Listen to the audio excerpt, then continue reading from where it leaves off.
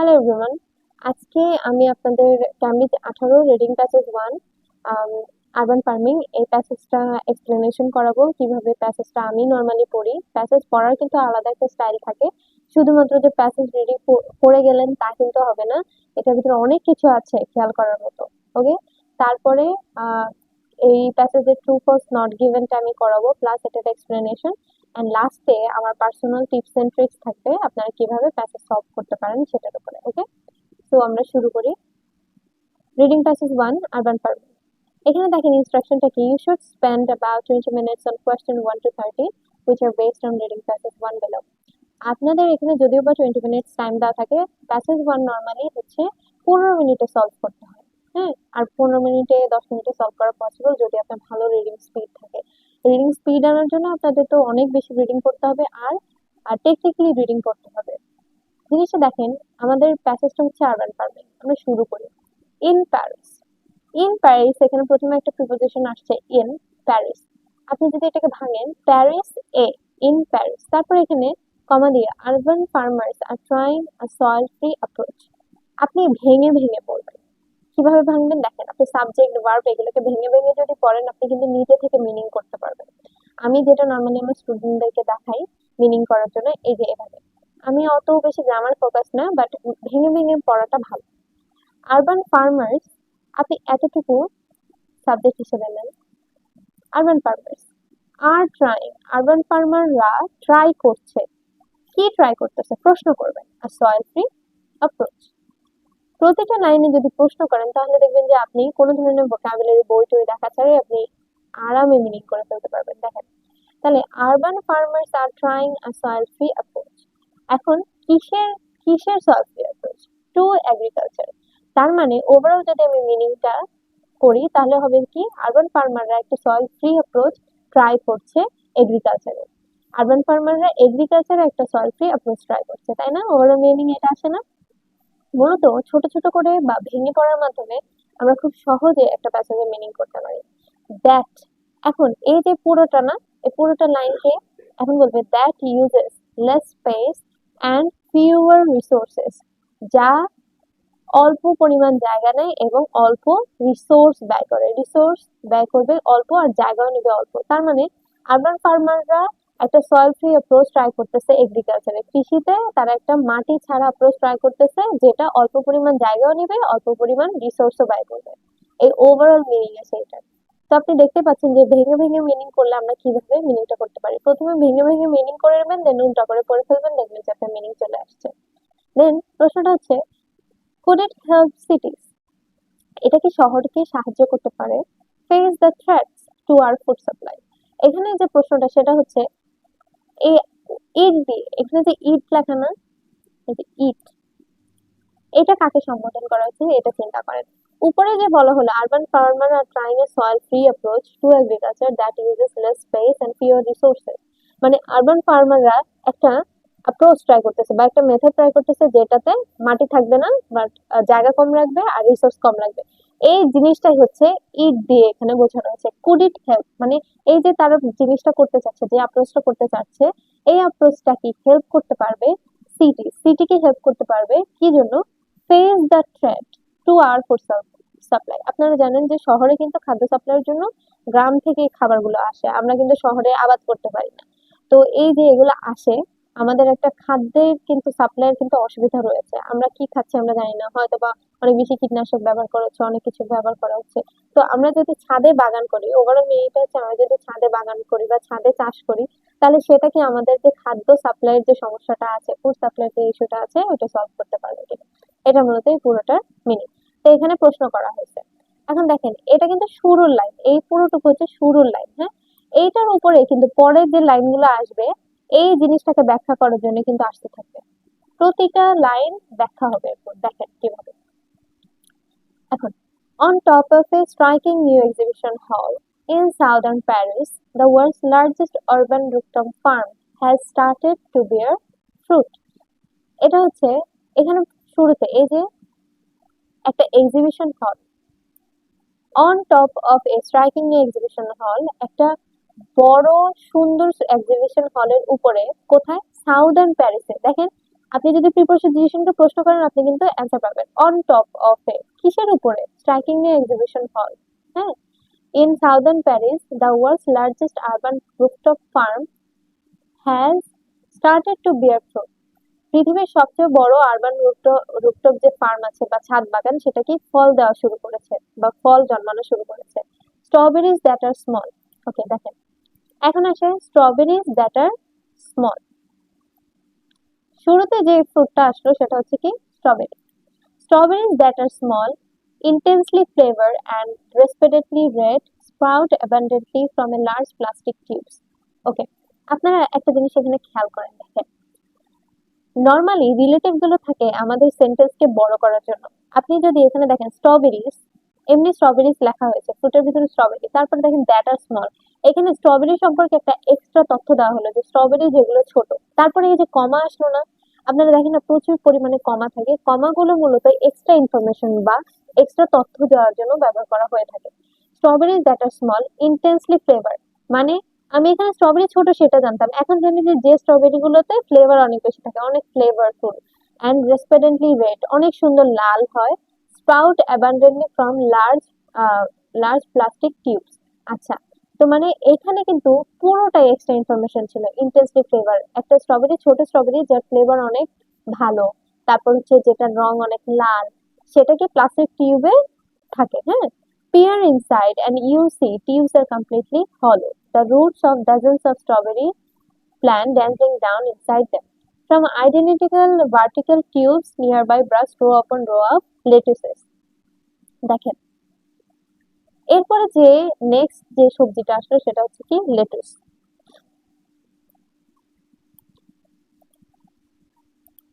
একটু আগে দেখেন এখানে স্ট্রবেরি নিয়ে কথা বললো, স্ট্রবেরি যেগুলো ছোট, তারপর স্ট্রবেরির অবস্থানটা কেমন, কিভাবে এগুলো ঝুলে থাকে, তারপর স্ট্রবেরি ফ্লেভারটা কেমন, এগুলো নিয়ে অনেক আগে এরা কথা বলা হয়েছে। এখন কিন্তু লেটুস নিয়ে বলতেছে যে সারি থেকে সারি লেটুস ওখানে থাকে, নিয়ার দোস আর অ্যারোমেটিক হার্ব। লেটুসের পাশে কি থাকে? অ্যারোমেটিক হার্বস থাকে। ওকে, অ্যারোমেটিক হার্বস, এখানে হার্বসটা নাউন আর এখানে অ্যারোমেটিক এটা কি একটা অ্যাডজেক্টিভ, যে কেমন সুগন্ধযুক্ত নাকি সুগন্ধহীন বা এটার কালারটা কেমন। মূলত অ্যাডজেক্টিভ গুলো কি ওই ইয়াকে মডিফাই করার জন্য, নাউনটাকে মডিফাই করার জন্য বসে। এখন দেখেন হার্বসটা বললো না, এখন আবার এখানে কিন্তু একটা কমা আসছে, such as basil, sage and peppermint. তার মানে এই কমাটার মাধ্যমে হার্বস কি হার্বস আলাদা করে স্পেসিফিকলি আপনাকে এক্সট্রা ইনফরমেশন দিয়ে বোঝানো হলো যে এই যে হার্ব গুলোর কথা বলছি হার্বের ভিতরে বেসিল নামের হার্ব আছে, সেজ আছে, পেপারমেন্ট আছে। হ্যাঁ, তো মূলত কমাগুলো থাকে আমাদের একটা নাউনকে মডিফাই করার জন্য, পরে তার বিষয়ে এক্সট্রা ইনফরমেশন দেওয়ার জন্য। হ্যাঁ, এক্সট্রা ইনফরমেশন গুলোই আপনাদের মাঝে মধ্যে দেখেন আপনাদের মাথা কাজ করে না যে এত বেশি কমা কেন দিচ্ছে। আসলে এত বেশি কমা এগুলো দেওয়া হয় যাতে আমরা এক্সট্রা ইনফরমেশন গুলো বলতে পারি। যেরকম দেখেন স্ট্রবেরির ক্ষেত্রে স্ট্রবেরি ছোট একটু জানাই কিন্তু যথেষ্ট ছিল, ওটার ফ্লেভার আছে, ওটা লাল রঙের, অনেক বেশি হয়, প্লাস্টিক টিউবে থাকে, যদি ভিতরে তাকাও তাহলে তুমি দেখতে পারবে সম্পূর্ণ ফাঁকা, রুটস থাকে। তো মানে এই জিনিসগুলো বোঝাচ্ছে যে সব কি extra information. Opposite in narrow horizontal trace packed not with soil but with coconut fiber.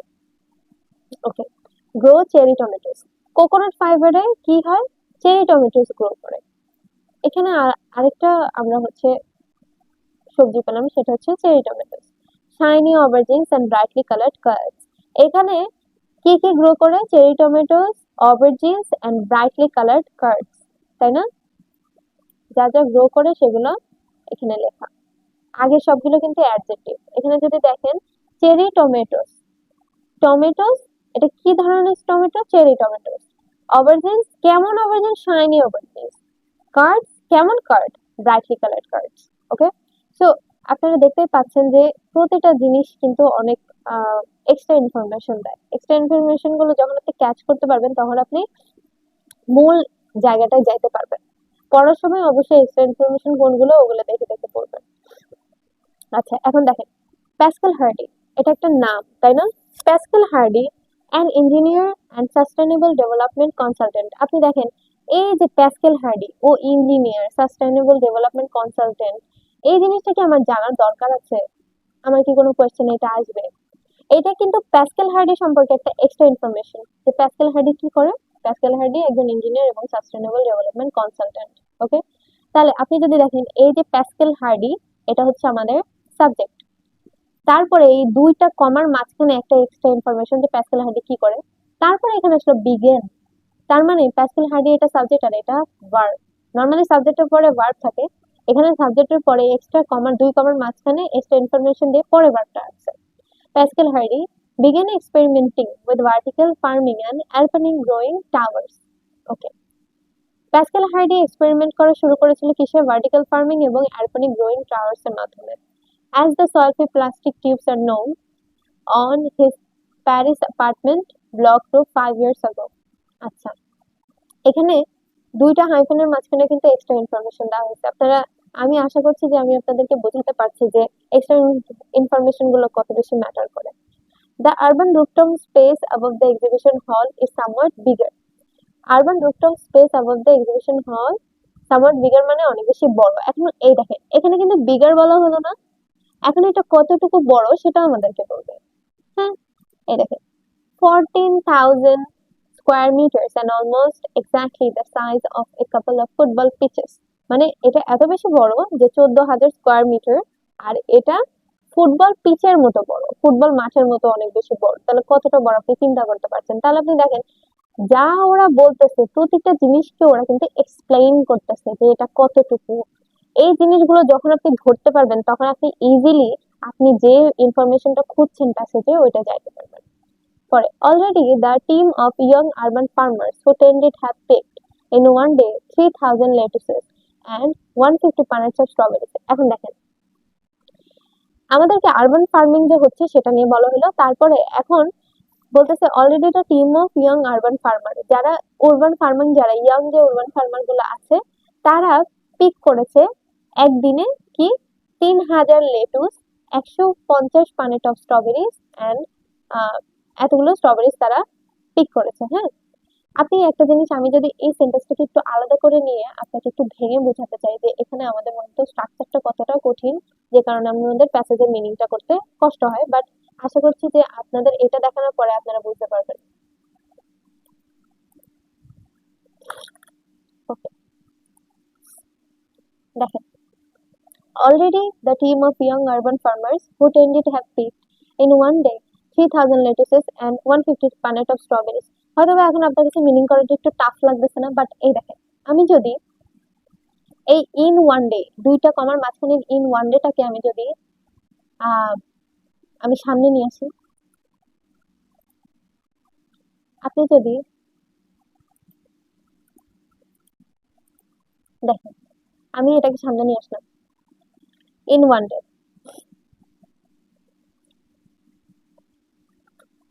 ওকে, এখন দেখেন তো, দেখেন ইন ওয়ান ডে অলরেডি, একদিনে already the team of young farmers who tended to have picked 3,000 lettuces and 150 punnets of strawberries. এখন দেখেন তো meaning করাটা সহজ হচ্ছে কিনা। আমি যে এক্সট্রা ইনফরমেশন যেটা ছিল সেটাকে আমি কি করছি, সামনে নিয়ে আসছি, আগে নিয়ে আসছি, যে একদিনে young team of young urban farmers তারা পিক করেছে 3,000 লেটুস, 150 পানেট অফ স্ট্রবেরিজ। আমি যখন ওইখানে মাঝখানে ইন ওয়ান ডে দেখছি তখনই আমার কনফিউশনটা লাগছে যে এখানে ইন ওয়ান ডে মাঝখানে তাহলে মিনিংটা কি হবে, তাই না? কিন্তু আমরা যদি এক্সট্রা ইনফরমেশন গুলোকে সামনে নিয়ে আসি দেন এগুলো খুব বেশি সহজ হয়ে যাবে, এগুলো আমাদের মিনিং করাটা সহজ হয়ে যাবে, অর্থ করাটা, প্যাসেজ বুঝে যে অর্থ করাটা সেটা সহজ হবে।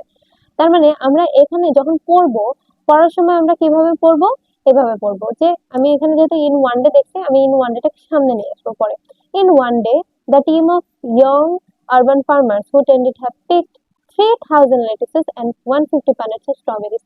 আমি ইন ওয়ান ডেটাকে আর পড়লাম না। হ্যাঁ, একবার পরে যদি কনফিউশন লাগে তখন এটাকে সামনে নিয়ে যাবেন এক্সট্রা ইনফরমেশনটাকে। ওকে, পরে, when the remaining 2/3 of vast open area are in production, 2/3 এরিয়াটা প্রোডাকশনে আছে এবং 20 staff will harvest up to 1,000 kg of perhaps 35 different varieties of fruit. 1,020টা স্টাফ কি করবে, 1,000 কেজি পরিমাণে 35 ধরনের ফ্রুট আর ভেজিটেবল তারা হারভেস্ট করবে এভরিডে। আপনি এখন দেখেন, এই যে এভরিডেটা কি পিছনে না, একদম লাস্টে না?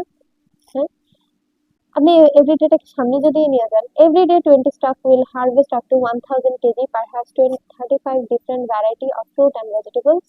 দেখেন তো সহজ হয়ে গেল না? এই এক্সট্রা ইনফরমেশন গুলো তো আপনাদের মূলত রিডিং, এই যে স্ট্রাকচারটা লেখার যে একটা ভিন্ন ধরন, সেটার ভিতরে পড়ে। হ্যাঁ, ওরা এমন ভাবে লেখে যেন আমরা ধরতে না পারি, আমাদের কষ্ট হয়। বাট আমরা যদি এই জিনিসটাকে এভাবে আগে নিয়ে যাই, দেখবেন যে সব সহজ, পানির মতো লাগবে। We're not ever obviously going going to feed the whole city this way, cautions Hardy. দেখেন আর একটা লাইন, সেটা হচ্ছে Hardy paste. Uh-oh.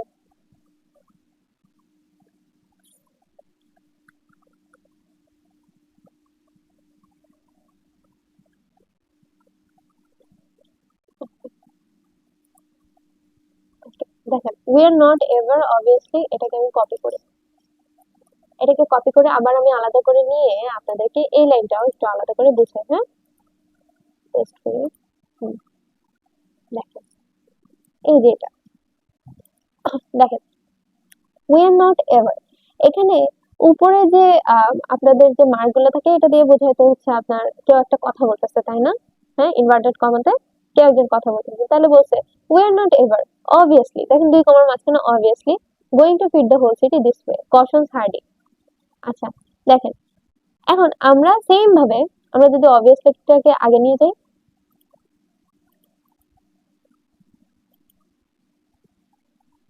আগে নিয়ে গেলাম, এখন পড়েন তো, obviously অবশ্যই, we are not going to feed the whole city this way, cautions Hardy, আমরা অবশ্যই পুরো শহরকে এভাবে খাওয়াবো না।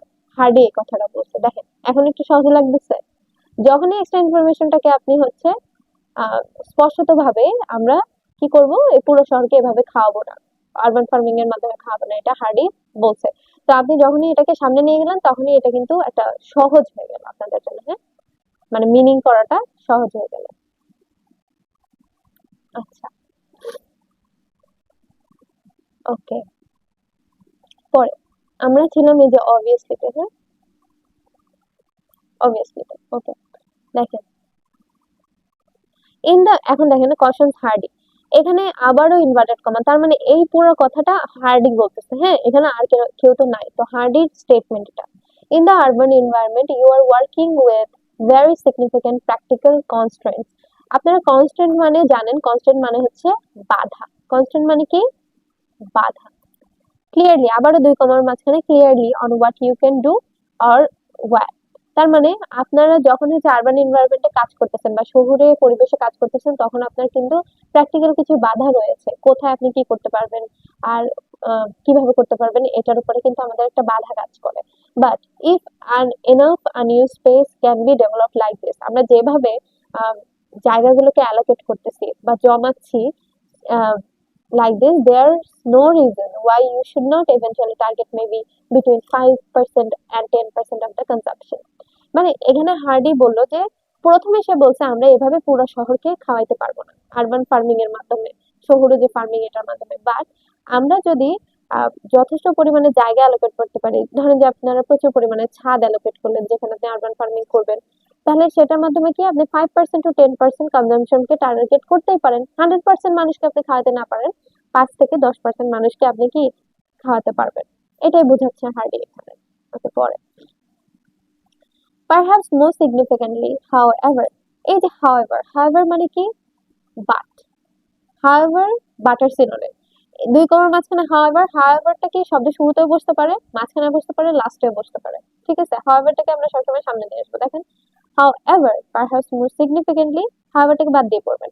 This is a real life showcase for the work of Hardy's flourishing urban agriculture consultancy Agropolis। এখন Agropolis, এই দেখেন Agropolis বললো না, এখন দেখেন which is currently fielding inquiries from around the world to design, build and equip new breed of soil free intercity farm। এই পুরোটাই এই Agropolis-এর পরে which, এই পুরোটাই কিন্তু Agropolis-কে এক্সপ্লেন করতেছে। অ্যাগ্রোপলিসটা কি করে? ফিল্ডিং ইনকোয়ারি ফিল করতেছে পুরো পৃথিবীতে, যাতে তারা ডিজাইন করতে পারে soil free inner city farm. The method advantages are many, অ্যাগ্রোপলিসের যে মেথড, যেটা সয়েল ফ্রি মেথড, এটাতে অ্যাডভান্টেজ বা সুবিধা অনেক বেশি, অনেক বেশি।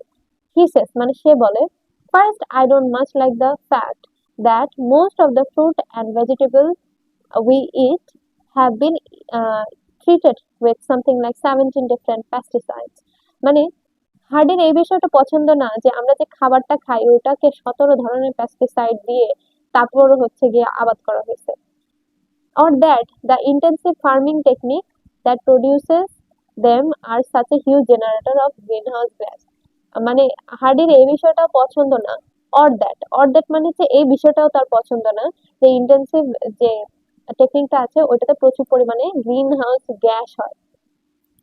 I don't much like the fact either that they have traveled an average of 2000 refrigerated kilometers to my plate. মানে 2000 কিলোমিটার ট্রাভেল করে তারপর আমি এটাকে খেতে পারছি। মানে এটার ওভারঅল মিনিংটা হচ্ছে ধরেন যে অনেক দূরে এই জিনিসগুলো আবাদ হয়, তারপর এগুলো ফ্রিজিং করে তারপর আমার কাছে আসে, তারপর আমি খাইতে পারি। এই জিনিসটা হার্ডির পছন্দ না। That their quality is so poor because the varieties are selected for their capacity to withstand substantial journey. মানে এই যে ফার্মিং মেথডে যে খাবারগুলো আবাদ করা হয়, যে শস্যগুলো আবাদ করা হয় এগুলো কোয়ালিটি খুব খারাপ, এগুলো কি করে অনেক বেশি জার্নি করে আসে। এগুলো তাদের কোয়ালিটি মানে তাদের ফ্লেভার কতটা ভালো ওইটার উপর ডিপেন্ড না করে এই খাবারগুলো জার্নি নিতে পারবে কিনা, জার্নিতে টিকে থাকবে কিনা এটার কারণে এগুলোকে চুজ করা হয় এই খাবারগুলোকে।